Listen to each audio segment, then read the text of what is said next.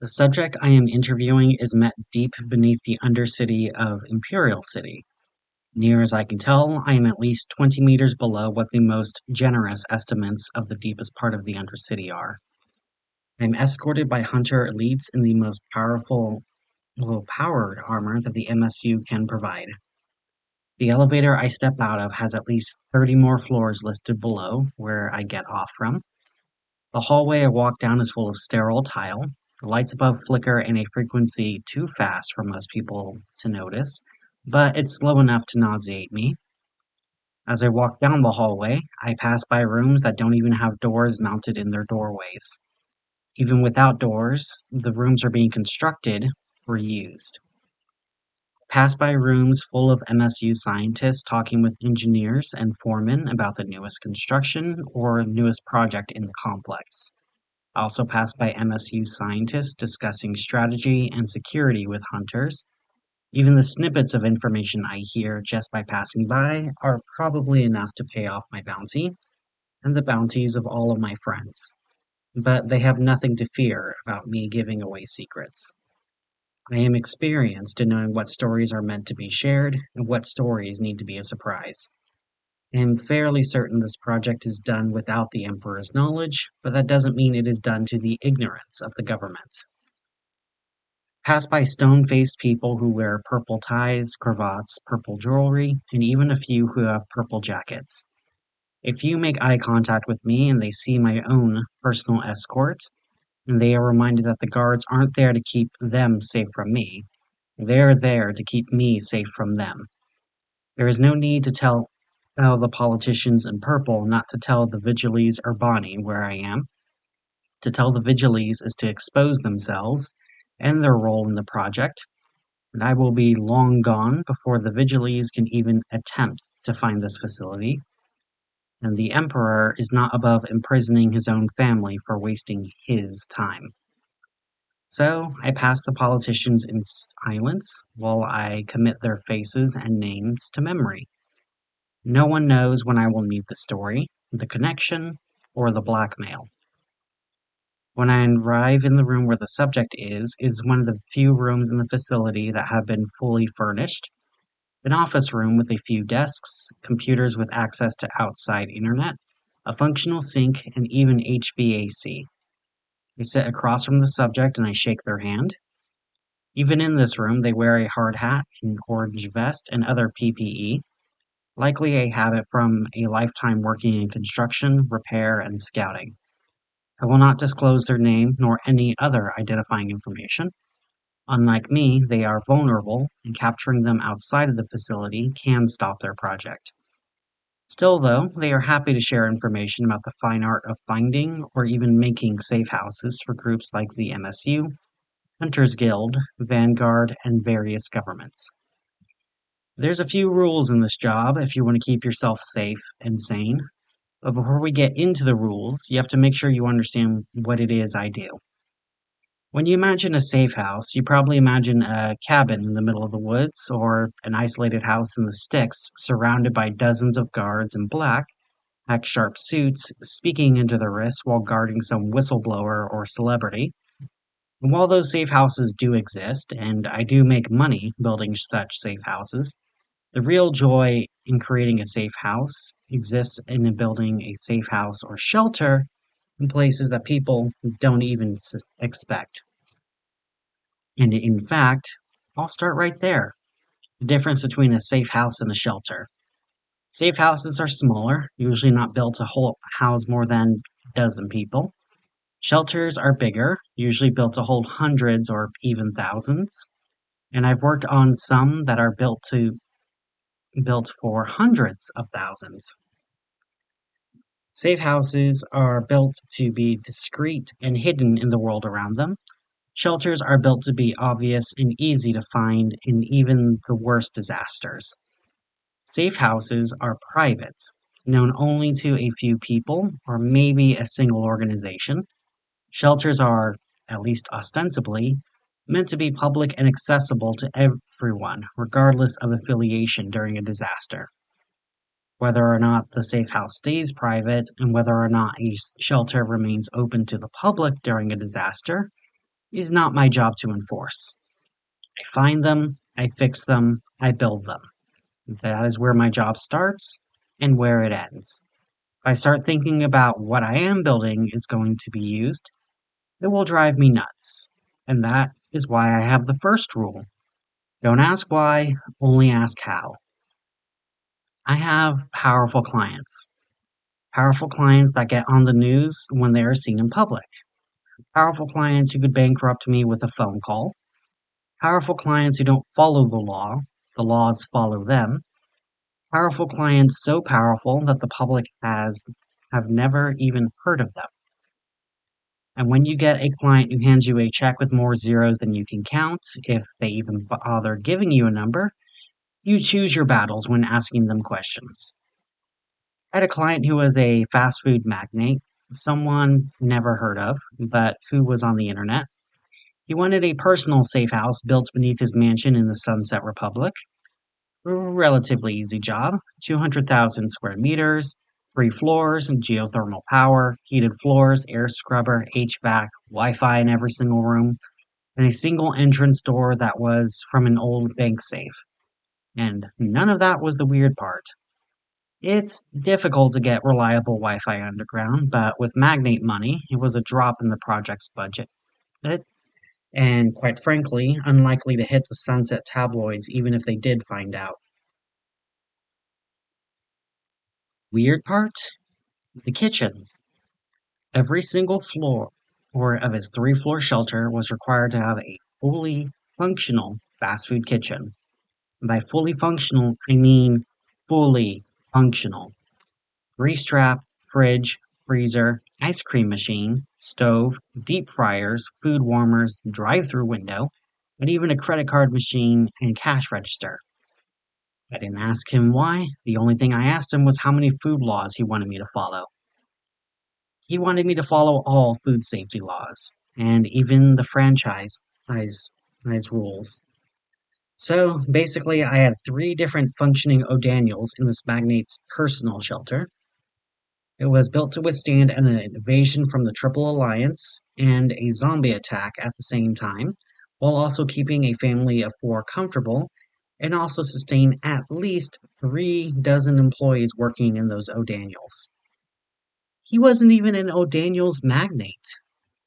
Yeah, I didn't ask why, but as strange as it was, at least it was something that won't give me nightmares. Maybe he has a fetish. Maybe he just misses the days when he owned the only one restaurant. Hell, maybe he was a fast food addict and he wanted to have fast food available without having to go up or downstairs. But as strange as that was, at least it's easy for me to imagine as harmless.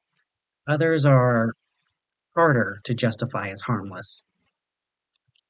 A suburban dad who goes fishing on Saturday, takes his kids to pits on Sunday, and who buys his wife flowers on Monday, may ask for an expansion to his basement, a 2-meter cubed room with a single light bulb above, a drain below, and a door that can only be opened on the outside.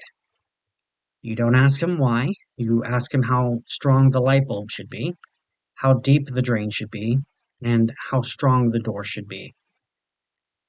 You might have a happily married wife who tells you she's expecting children any day now, who asks you to build her a soundproof room in their attic.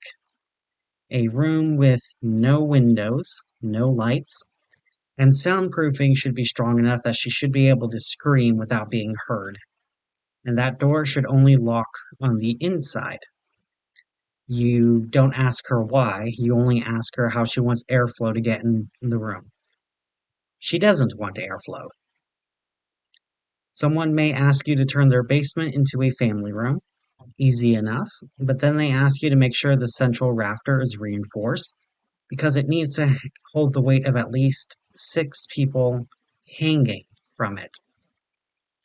You notice they have 5 children and a spouse. Still, you don't ask them why, you only ask them how they want the rafter to look. You learn quickly not to ask why. A lot of people in the job who have asked why just vanish the next day. Sometimes they are fired, sometimes they quit, sometimes their bodies are found. Usually, you don't know what happened to them. You learn not to ask, and you'll find out that you are paid well. And as long as you don't know, you can tell yourself there's an innocent reason why. But even if you don't ask why, some people will tell you anyway.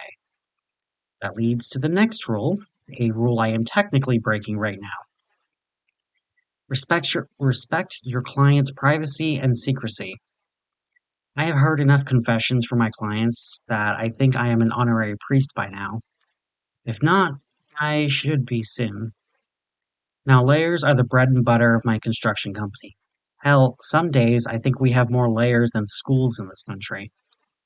Not everyone who builds a layer is a villain, but pretty much if anyone asks you to build a layer, not only is it going to be weird, they are going to tell you weird shit. I had a client who wanted a throne room. He had a very specific image of what he wanted. 13 steps leading up to his throne, which had to have good lumbar support, cup holders, a charging port, and even a place for his tablet to connect to his mainframe. It had to be intimidating, but also comfortable. I think he spent close to 3 million centi just on that damn chair alone. And that was just his throne. He also wanted dual rows of tempered glass tubes on the walls leading up to his throne. Glass tubes big enough to hold his enemies and strong enough to keep them there. Glass tubes that kept air circulating inside and also able to poison them easily. He then went into graphic detail of how he was going to fill the tubes with pure nitrogen, cause them to suffocate before they even knew what was happening. I didn't ask him why. I asked him how he wanted the bodies to be cleaned out, or how he wanted them to be able to use the bathroom. He said they weren't going to be alive long enough to need a bathroom, and he wasn't going to remove them from the tubes.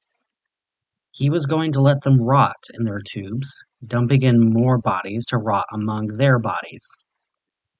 So he needed those tubes absolutely airtight and with an air supply that wouldn't even touch the HVAC of the rest of the layer, and also a slide to drop the bodies into the tubes from the top. So even though I knew why he needed the tubes in the layer, I had to respect his privacy. What could I do? Call the Vigiles Urbani and tell them that someone was thinking about doing a crime with something I built? By the time he did the crime, I was long gone. That is one extreme example, but clientele secrets can go for surprisingly mundane details too. The wealthier the client, the more mysterious they wanted to be. Some relative of the emperor once mentioned in passing that she loved dumplings. I was visited by her lawyers later that day to sign an NDA that I wouldn't go to the press about who she was and the fact she loved dumplings. While the tabloids would go nuts about that news, the imperial family fears all potential breaches of privacy. So even now, I respect that client privacy. Another common secret I keep is just where these things are built. Safe houses are predicated on the fact that they are secret. So if I am asked by a hunter's guild to build them a safe house beneath the sewers of Lundane, then I do that, and I don't tell people where to find those safe houses. If I am asked to build a lair on a volcanic island in Oceanus, then I do that, and I lose the coordinates as soon as I no longer need to work on it. Keeping that client's secrecy allows me to be reliable. Way back in the olden days, you either would have to kill the construction crew as soon as their job was done, which is bad for making sure there is enough skilled labor in the economy, or you have to use your minions or henchmen on the construction itself. That was a lot easier during the Great Depression, when even skilled labor was willing to work with sociopathic serial killers full time, as long as it came with a regular paycheck and there was no non-evil company hiring. As the economy bounced back and people don't have to work only for villains, it was harder and harder to hire minions for anyone except from the evilest populations or the most desperate populations. Very different populations, and the evilest is rarely the most skilled. and the most desperate is almost never the most skilled. Still, though, companies like mine found work with them and learned as long as we keep quiet, we can get work that isn't evil, and we can also keep cashing the checks from evil.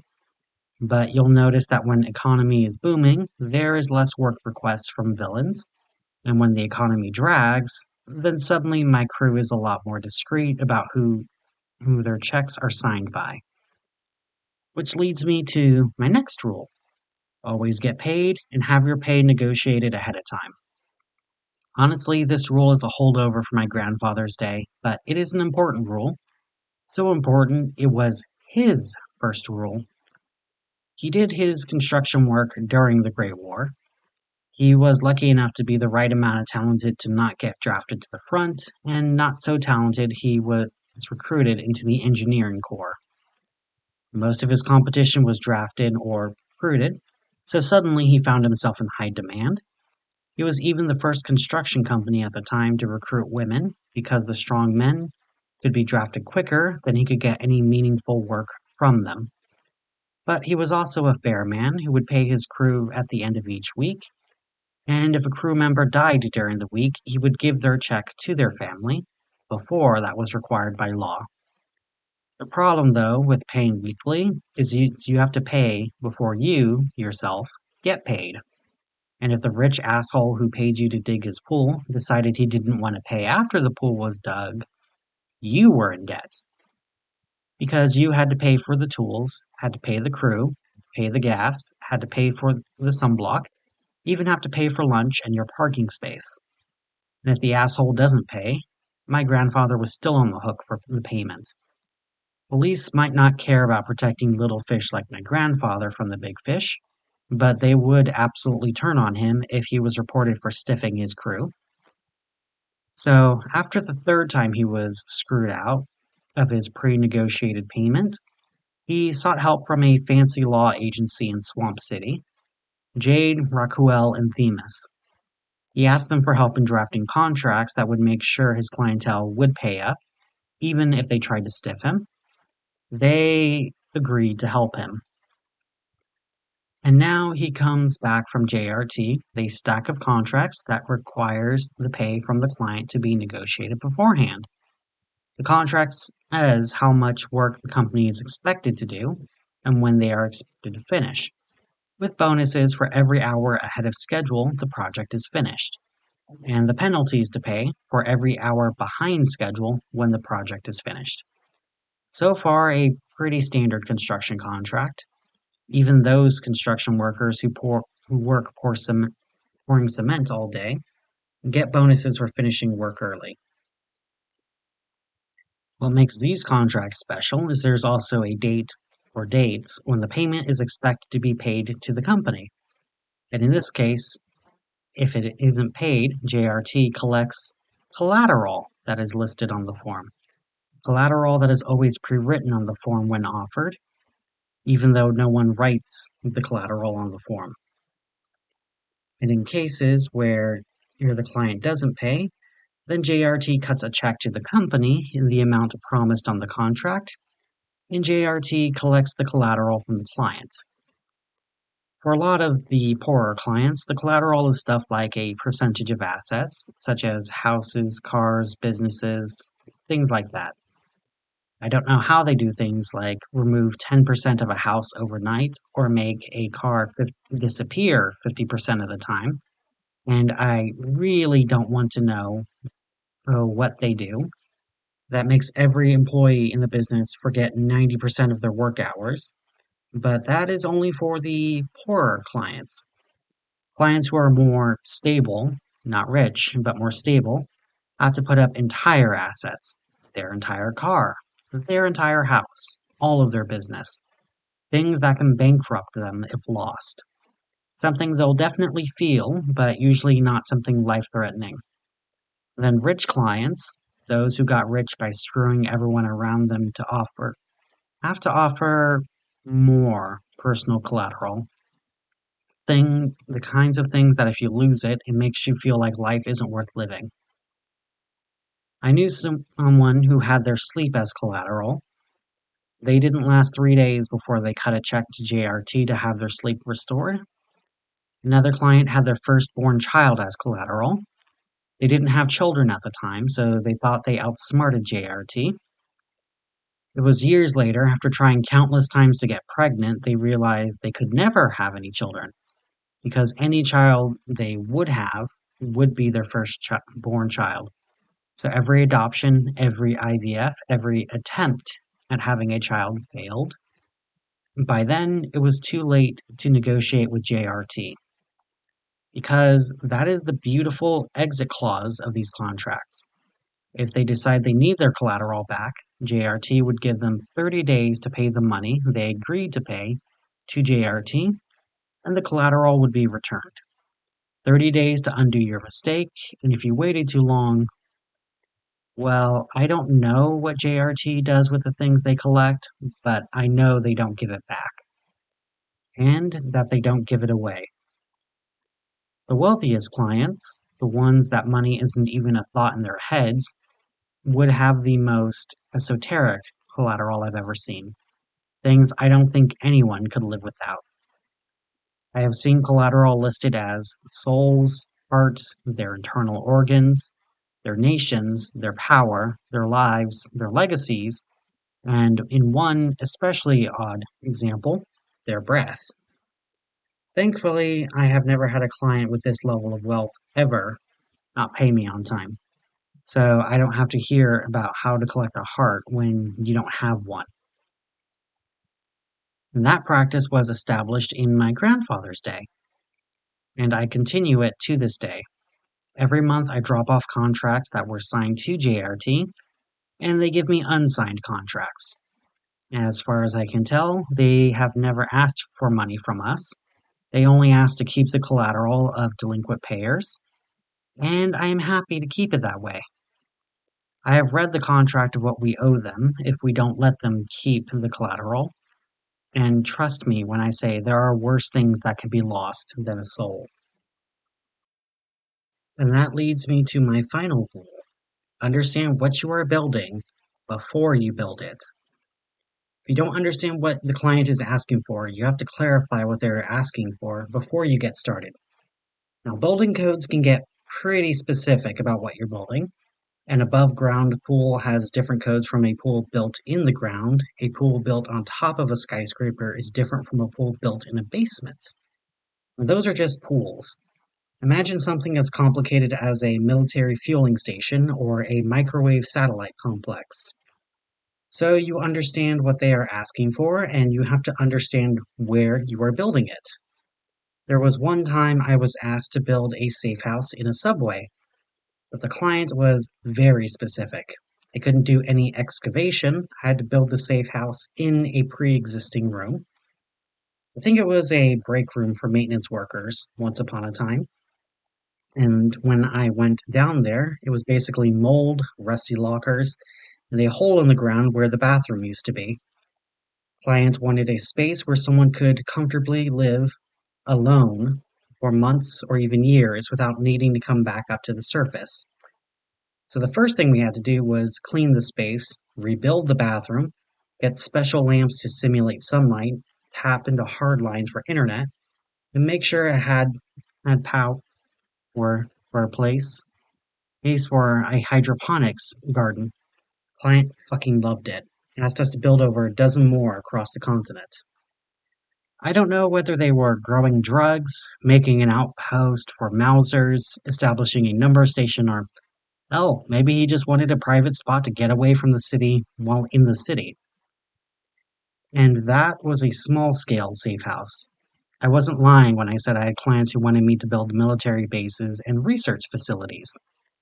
The things we were asked to build, it made things like the villain lairs and murder rooms look like daycares. I remember a story from someone who cleans hospital rooms. She told me that most things she cleans up are from bodies, and she can move on from it easily. Things like blood, urine, shit, even semen and vomit are stuff from the body. She could clean it up and move on, but then she would be asked to clean up things that she had no idea how it got there. Once it was sand. at least 2 kilograms of sand that she had no idea where it came from, and if it was from a body, that raised a lot more questions. Another time, she had to clean up a bunch of batteries that were spilled across the floor, at least 200 of them. And one really weird time, she was asked to clean up an army of rubber ducks from the children's ward. Ducks that kept appearing in the children's ward for weeks, and drove her nearly insane because she had no idea where it was coming from. It is a lot like that where you are asked to build a lab or a military base. If the military asks you to set up a place where mines and artillery can be lobbed, that's normal, that's expected. The military has guns, they have explosives, so they need places to keep them. You know what is weird for a military base to request? A fucking maternity ward. Not a hospital wing, not a surgical theater, not an infirmary, a maternity ward. The base was little more than a square kilometer. They had a small infirmary far from the maternity ward. The maternity ward, on the other hand, took up an entire wing of the base. 5 floors, 7 if you count the basement and the sub-basement. And again, I had to make sure I understood what they were asking for. Artillery range made sense. Movie theater also makes sense. A cafeteria capable of feeding over 1,000 in minutes also makes sense. What doesn't make sense is why there was such a massive maternity ward on a military base that was 200 kilometers from the nearest city and less than 5 kilometers from the front. That ward could hold over 10,000 pregnant patients and over 10,000 infants on a base that was not supposed to have more than 1,000 staff. That did not make sense. I didn't ask why, and it was what they asked. But it was definitely more unsettling than the serial killers. A serial killer kills. That makes sense. Why does the military need so many infants in one place? And that leads to my final rule. Pay attention to patterns and trends. It is an essential rule for any worker in any industry. Patterns allow you to know what is happening during the year, but architectural requests are more likely or less likely. Trends also allow you to see broad changes and in which way the wind is blowing, and it is this final rule that convinced me to seek you out. After all, dearest friend, you probably haven't realized this, but my company has been working nearly non-stop over the last 3 years. And these aren't small jobs. I haven't worked on a safe house or basement in 2 years. These jobs that are keeping me busy are definitely not small jobs. Usually what happens is you hear about a job and you give a bid, essentially tell them what your price and time is. And if they accept it, they accept your bid. And if another company offers cheaper, they take the other company. It hasn't worked that way in 3 years. The clients are accepting the first bid every time. It's no longer a race with other construction companies to offer the lower prices or better times. It's now a race to get my invoice to the client first. Clients and bidders are desperate to get me to work, and they are desperate to get these projects done. Again, these aren't small projects. The first time I noticed it, it was something I could refuse. I was tired from another big job, an arena in National City. I could afford to go without work for a few weeks, maybe go on a vacation in Studio City. I had an email with an offer from a local chapter of the MSU, an offer worth 10 million centi to build them a lab high in the mountains. Now, I didn't want to work at the time, but you can't just tell a client to fuck off, especially one who is courteous enough to reach out first. What you do instead is offer a much higher price, and then they either seek help from somewhere else or they negotiate a lower offer. And while they negotiate with you, you relax on vacation, maybe sending a few emails or phone calls until your vacation is done, and then you accept something close to their initial offer. So I told the MSU I couldn't do it for less than 250 million centi. I went way over the cost of a project on this size on purpose. I figured they would get the message quickly. One thing mad scientists understand is funding. They responded in less than a minute, agreeing to the 250 million bid, requesting that I start tomorrow. Told them I couldn't start tomorrow. I told them I had other obligations. They increased their offer by 50 million. Hired or not, I couldn't refuse such an offer. So I told my crew we had another job, gave them a million centi bonus just for being available, and they accepted just as eagerly. We finished the job, a lab that could sustain itself for years off the grid, and we even finished it ahead of time. And he thought we had a big bonus to go with our vacation. Except not even a week after finishing the MSU project, I was being reached out by some billionaire asshole who wanted me to build him a fortress in the desert with all the creature comforts of home. He offered me half a billion centi for the project. I asked for more, and he gave it, without a complaint. And that has been pretty much my career over the last 3 years. Every big project, I get anywhere from a day to a week or two before I find another big job. Every other company in my circles, as in the construction companies that can keep their mouths shut, are busy as hell. The exoteric construction companies are no busier than usual. Keep raising my asking prices, see if that'll reduce the amount of bids I am getting, or at least make them think twice before hiring us. Nope. No matter how much I raise my prices, they agree to it. Projects that used to make me a few million gross are now making me a billions in net. My crew used to be highly paid at 30 centi an hour 3 years ago. Now they're making close to 3,000 centi per hour, not to mention their bonuses is per diem. Fuck, their lunch money is worth more than an exoteric construction worker makes in a day. I've had to expand my crew 12 times in the last 3 years, and I haven't had to fire or lay off a single person. Every single one of them are too scared of strangling the goose that laid the golden egg to do something worth firing them over. And there is so much work that I don't need seasonal workers anymore. Everyone is full-time, and hell, most of them are working double time. There is so much money flowing in, and I'm not complaining about the money, but I know these clients. These aren't clients who spend money freely. They're the kinds of people who would argue with the waiter over the check. I know, I've seen them do it. So what is causing so many powerful people to become so fearful? Why are there so many shelters being built? Why are there forts being made? Why are they building complexes like these? Even groups that don't normally cooperate too well, like the Hunters Guild and the MSU, suddenly are signing blank checks together. Now, I have known some paranoid billionaires in my time. I've even known some paranoid organizations. But this is something I have never seen before.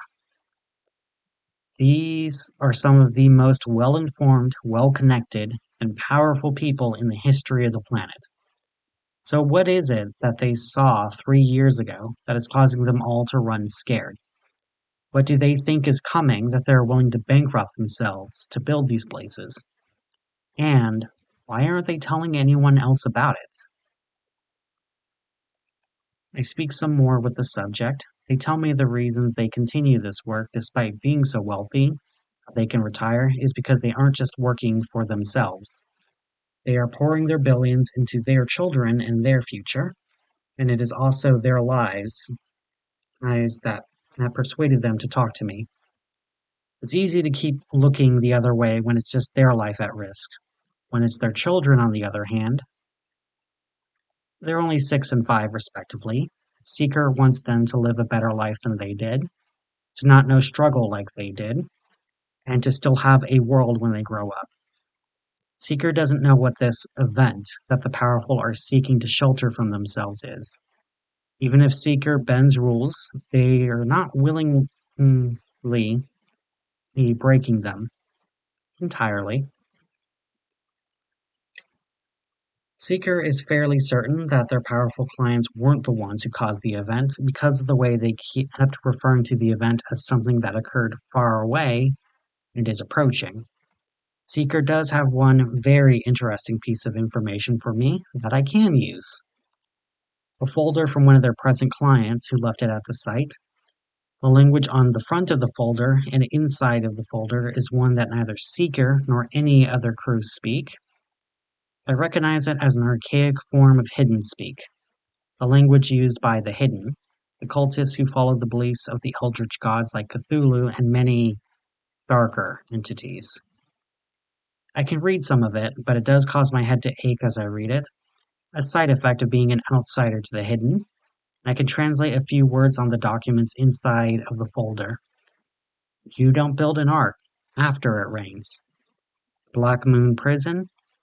Place your bets. Place your souls. Choose your place. Munera. Virgin Blood. Martyr's Blade. Immortality. Not words that offers a lot of context, but a lot of shivers, especially knowing that the Munera is coming up in a year. Great gladiator games that would have the entire world watching, and it was not clear if the Munera games are going to cause this event, prevent the event, postpone the event, or if it was when the event was going to happen. The words on front of the folder I can read, and knowing what it says, the shiver in my spine became an icy drip. Even my hunter elite guards don't feel like enough protection. When I leave this place, I have a lot of calls to make and a lot of favors to call in. Seeker, your clients aren't just looking to survive the event. They're hoping to profit off of it. And Seeker, these words, means gladiators of the gods or Ragnarok games. The gods are going to fight, and we don't know where.